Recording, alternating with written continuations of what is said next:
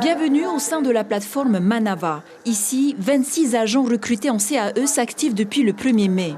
Leur mission, instruire les dossiers des quelques 6000 voyageurs qui demandent à entrer en Polynésie chaque semaine. Cela se passe sur le site mesdémarches.gov.pf.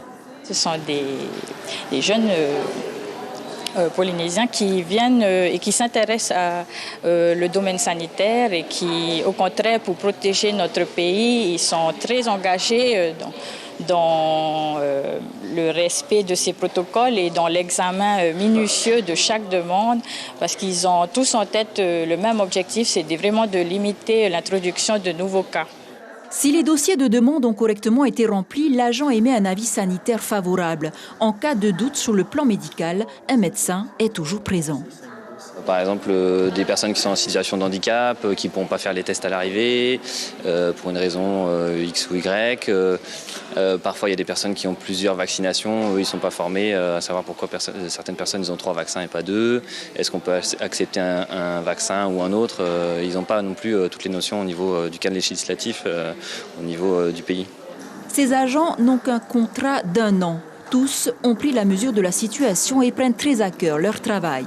C'est pas évident tous les jours et c'est vrai que c'est dur de dire non à certains passagers parce que ils viennent pour leur nuit de noces, ils viennent parce qu'ils ont envie de voir la Polynésie française, ils ont été longtemps enfermés chez eux.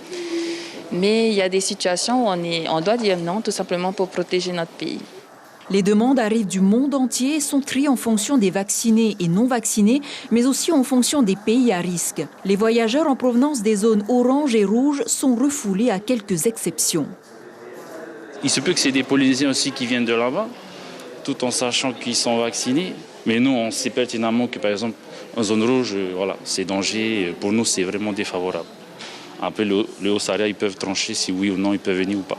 Ces personnes, parce qu'elles sont résidentes, on ne peut pas leur interdire de revenir chez elles.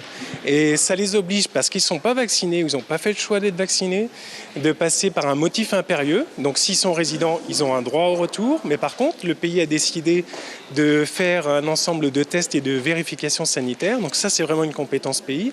Donc il y a un test à J0 à leur arrivée, une obligation de quarantaine, un test à J+4, un test à J+8.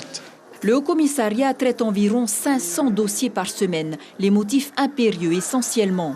Et si les voyageurs ne réalisent pas les démarches obligatoires, un dernier filtre de contrôle existe à l'aéroport de Fa'a.